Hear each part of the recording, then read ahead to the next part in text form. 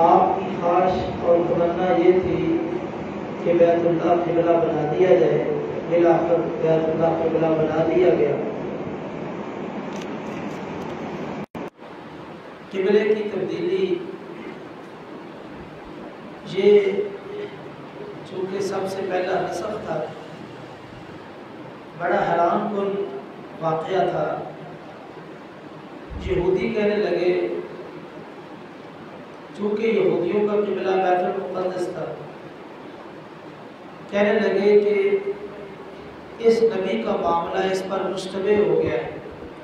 پہلے اس نے بیت المقدس کی طرف منہ کرنے کا حکم دیا اور اب بیت اللہ کی طرف منہ کرنے کا حکم دے رہا ہے۔ اور مشرکین مکہ انہوں نے تبصرہ یہ کیا کہ بیت المقدس کو چھوڑ کے یہ ہمارے قبلے پر آ گیا، بیت اللہ پہ، چلو ایک بات تو مان لی، آہستہ آہستہ اس نے واپس آنا شروع کر دیا ہے۔ مسلمان انہوں نے اس کو دل و جان سے تسلیم کیا اور فوری طور پہ اپنا قبلہ تبدیل کر دیا۔ اللہ تعالیٰ فرماتے ہیں کہ ہمارا بہت بڑا مقصد یہ تھا کہ ہم پہچانے کہ رسول کی پیروی کون کرتا ہے۔ تو مومنوں نے واقعتاً رسول اللہ صلی اللہ علیہ وسلم کی پیروی کی۔ قبلہ تبدیل کیوں کیا گیا، اس میں کئی ایک حکمتیں ہیں، کئی ایک توجیحات ہے۔ ایک بہت بڑی توجیح یہ ہے، چونکہ یہ امت وسط ہے، درمیانی امت، اس نے پوری امت کی اصلاح کرنی ہے، اور مکہ بیت اللہ یہ بھی پوری دنیا کے سینٹر میں ہے، تو امت وسط کے لیے قبلہ بھی وسط ہونا چاہیے۔ آگے اللہ تعالیٰ نے 3 باتیں ذکر کی ہے، ذکر، شکر اور صبر۔ ذکر اللہ تعالیٰ کو یاد کرنا، مختلف دعاؤں کے ساتھ، مختلف کلمات کے ساتھ۔ ذکر ہمارے ہاں لوگ بہت کرتے ہیں، لیکن اکثر لوگ ذکر صرف لسانی کرتے ہیں، زبان سے ذکر ہوتا ہے، دل کی گہرائیوں سے ذکر نہیں ہوتا۔ یہی وجہ ہے کہ ذکر کے فوائد و ثمرات حاصل نہیں ہوتے، یا ہمارا ذکر وقتی ہوتا ہے، کوئی پریشانی، مصیبت، دکھ، تکلیف آ جائے تو ہم ذکر شروع کر دیتے ہیں، تکلیف دور ہو جائے تو چھوڑ دیتے ہیں۔ یاد رکھیے، اللہ کا جو ذکر ہے یہ اللہ کی محبت کی بنا پہ اور زبان اور دل دونوں کے اتحاد کے ساتھ جو ذکر ہوگا اس کے فوائد و ثمرات حاصل ہوں گے۔ اور اس کا سب سے بڑا فائدہ کیا ہے، ہم اس زمین پر اللہ تعالیٰ کو یاد کریں گے، اللہ کا تذکرہ کریں گے، اللہ تعالیٰ آسمانوں پہ ہمارا تذکرہ کریں گے۔ اگر ہم تنہائی میں اللہ کا ذکر کریں گے، اللہ ہمیں تنہائی میں یاد کریں گے۔ ہم جماعت میں ذکر کریں گے، تذکرہ کریں گے، تو اللہ فرشتوں کی جماعت میں ہمارا تذکرہ کریں گے۔ اور ذکر کے اندر ایک بات یہ بھی ہے کہ تم اللہ تعالیٰ کے فرائض کو یاد کرو کہ ہمارے اوپر کون سے اللہ نے فرائض نافذ کیے ہیں، ہم ان کو پورا کریں، اور جو اللہ نے اپنے ذمے فرائض لے رکھے ہیں اللہ ان کو پورا کریں گے، کہ میں اپنے بندوں کی دنیا میں اور آخرت میں مدد کروں گا، یہ اللہ تعالیٰ نے اپنے ذمے لے رکھا ہے۔ تو اس ذکر کا ایک مفہوم یہ بھی ہے، شکر، اللہ تعالیٰ کی نعمتوں پر اس کا شکر ادا کرنا۔ ایک ہے زبان سے کلمہ شکر کہنا، الحمدللہ الحمدللہ الحمدللہ۔ شکر اصل ہوتا ہے کہ انسان اللہ تعالیٰ کی نعمتوں کو اس کی عبادت میں استعمال کرے۔ جو اللہ نے صلاحیتیں دی ہیں تو وہ اللہ تعالیٰ کی عبادت کے اندر استعمال کرنا۔ شکر اللہ تعالیٰ کی عبادت کے ساتھ ہے۔ قرآن مجید میں اللہ تعالیٰ فرماتے ہیں بل اللہ فاعبد وکن من الشاکرین، آپ اللہ ہی کی عبادت کریں اور شکر گزار بندوں میں شامل ہو جائیں۔ شکر کے فوائد میں سے 3 فائدے قرآن مجید میں ذکر کیے گئے۔ ایک فائدہ یہ ہے ما یفعل اللہ بعذابکم ان شکرتم وآمنتم، اگر تم اللہ کا شکر ادا کرو اللہ تمہیں عذاب سے نجات دے دیں گے، عذاب سے نجات مل جائے گی۔ دوسرا شکر کا فائدہ یہ ہے لئن شکرتم لازیدنکم، اگر تم اللہ کا شکر ادا کرو گے اللہ تمہاری نعمتوں میں اور اضافہ کر دے گے۔ اور تیسرا شکر کا فائدہ یہ ہے ان تشکروا یرضہ لکم، اگر تم اللہ کا شکر ادا کرو گے اللہ راضی ہو جائیں گے۔ جب اللہ راضی ہو گئے تو ہمارے سارے معاملات درست ہو جائیں گے۔ تیسری چیز ہے صبر۔ صبر اس کا معنی ہوتا ہے روکنا، اپنے آپ کو ٹھہرا لینا۔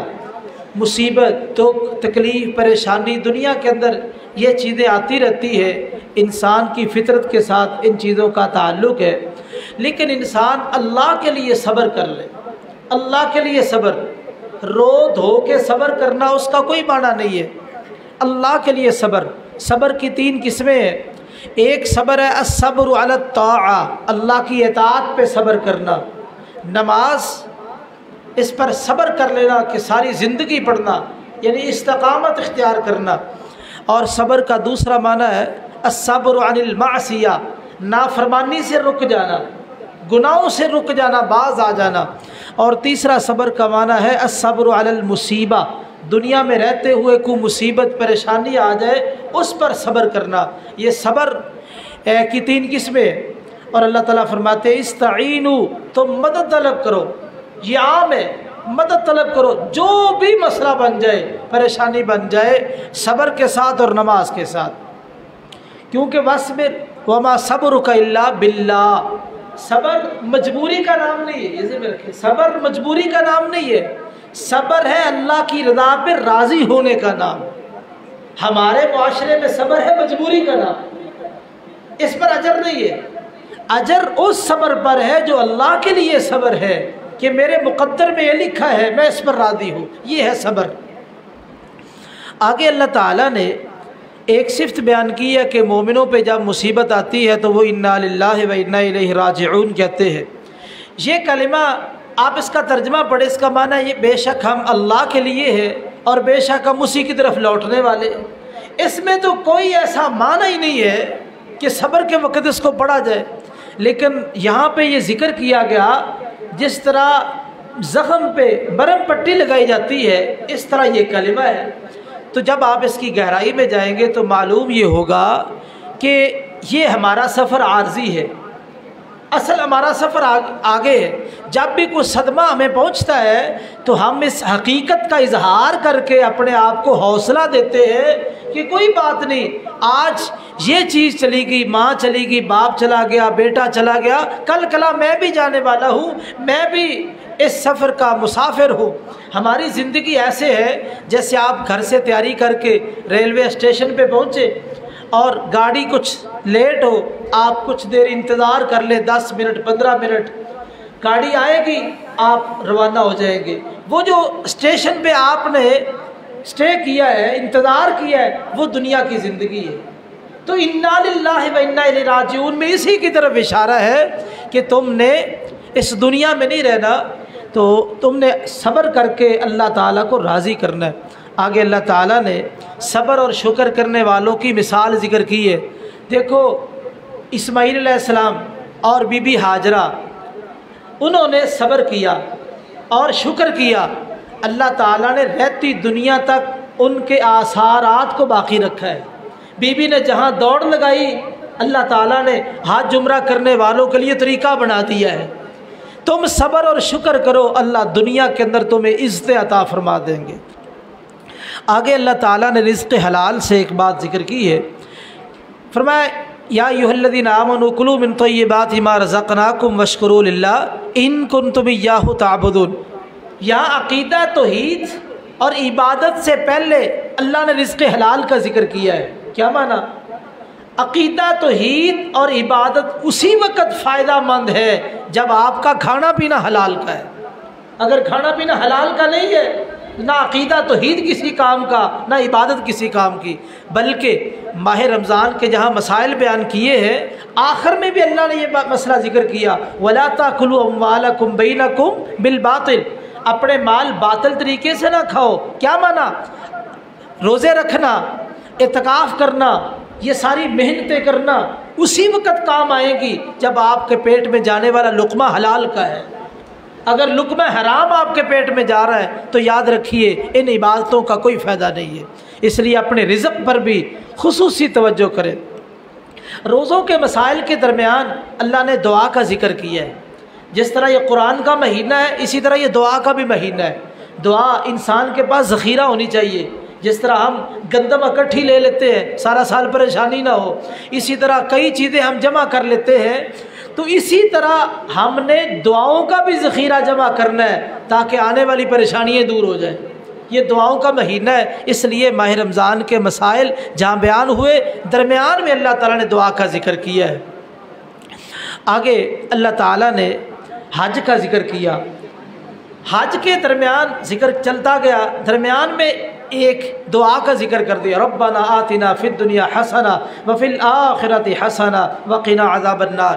اے ہمارے رب ہمیں دنیا میں بھی اچھائی عطا کر اور آخرت میں بھی اچھائی عطا کر اور ہمیں آگ کے عذاب سے بچا۔ اس دعا کا ذکر کیا، اس پر ایک مفسر نے بہت ہی خوبصورت تبصرہ لکھا ہے، کہتے ہیں دیکھو حج کے مسائل کے درمیان یہ آیت ذکر کر کے اللہ تعالیٰ نے یہ مسئلہ سمجھایا ہے، حج کا موقع اللہ نصیب فرما دے، اللہ ہمیں بھی نصیب فرمائے۔ اگر اللہ حج کا موقع نصیب فرما دے تو وہاں جا کے دنیا ہی نہ مانگنا بلکہ آخرت بھی مانگنا، آخرت کے بارے میں بھی سوال کرنا، یہ سوال کرو اللہ دنیا بھی بہتر بنا آخرت بھی بہتر بنا۔ اور اسی طرح آگے چلتے ہوئے اللہ تعالیٰ نے ہمارے موجودہ معاشرے میں جمہوریت کے حوالے سے جو M N A M P A لچھے دار تقریریں کرتے ہیں، الیکشن کے دنوں میں بڑے بڑے وعدے کرتے ہیں کہ یہ کریں گے وہ کریں گے، اللہ نے ان کا باقاعدہ ذکر کیا، وَمِنَ النَّاسِ مَن يُعْجِبُكَ قَوْلُهُ فِي الْحَيَاةِ الدُّنْيَا وَيُشْهِدُ اللَّهَ عَلَىٰ مَا فِي قَلْبِهِ وَهُوَ أَلَدُّ الْخِصَامِ۔ فرمایا جو لوگوں کے ساتھ وعدے کر کے لچھے دار باتیں کر کے جھوٹی سچی قسمیں کھا کے جب موقع آئے تو اس وقت دھوکہ دینا، یہ منافقوں کا کام ہے، اور یہ معاف رکھنا ہمارے معاشرے میں یہ سیاستدانوں کے اندر چیز بالکل نمایاں ہے۔ ہمارے اللہ ہمیں اصلاح کی توفیق دے۔ آگے فرمایا وَلَا تَتَّبِعُوا خُطُوَاتِ الشَّيْطَانِ، شیطان کے قدموں کی پیروی نہ کرنا، قدم ایک قدم دوسرا قدم تیسرا، کیا مطلب؟ شیطان یک بار کسی کو گمراہ نہیں کرتا، قدم بہ قدم کرتا ہے، یہ کر لو وہ کر لو وہ کر لو وہ کر لو، حتیٰ کہ بندہ جہنم کے گڑھے میں پہنچ جاتا ہے۔ اس لیے شیطان پہلا قدم جب تمہاری طرف بڑھائے اسی وقت ہی رک جاؤ، اپنے آپ کو کنٹرول میں کر لو۔ اور اسی طرح آگے اللہ تعالیٰ نے طلاق کے حوالے سے کچھ باتیں سمجھائی ہے، وہ انشاءاللہ سورۃ طلاق کے اندر آخر میں اللہ تعالیٰ نے بے صبری کا مظاہرہ کرنے والوں کا ذکر کیا ہے۔ جو لوگ بے صبری کا مظاہرہ کرتے ہیں اللہ تعالیٰ ان سے نیک اعمال کی توفیق چھین لیتے ہیں۔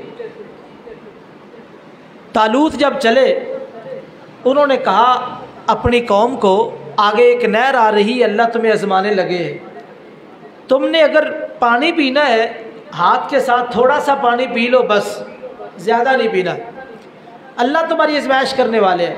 کچھ لوگوں نے تو اس اپنے بادشاہ کی بات کو مانا، اکثر نے پیٹ بھر کے پانی پی لیا، جب چلے تو کہنے لگے ہمارے اندر طاقت نہیں، ہم نہیں آگے جا سکتے۔ انہوں نے بے صبری کا مظاہرہ کیا، جو حکم تھا امیر صاحب کا وہ حکم نہیں مانا۔ بے صبری کا نقصان کیا ہوا؟ اللہ نے جہاد جیسے عظیم عمل سے ان کو محروم کر دیا۔ آگے جو لوگ گئے دشمنوں کے ساتھ مقابلہ کیا، اللہ نے فتح عطا کر دی، تو وہاں پہ جو ہمیں نتیجہ ملتا ہے، نتیجہ یہ ہے کہ جنگیں ایمان کی بنیاد پہ لڑی جاتی ہے، اسلحے کی بنیاد پہ نہیں ہوتی۔ اسباب اپنی جگہ پہ ہے، ٹھیک ہے اسباب اختیار کرو، لیکن جنگوں کے اندر جو بنیاد ہے وہ ایمان ہے۔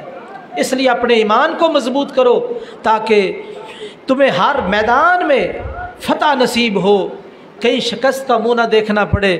تو یہ چند باتیں تھیں جو آپ کے سامنے ذکر کی ہے۔ اللہ سے دعا ہے کہ اللہ تعالیٰ قرآن مجید کو سمجھنے کی اور عمل کی توفیق نصیب فرمائے۔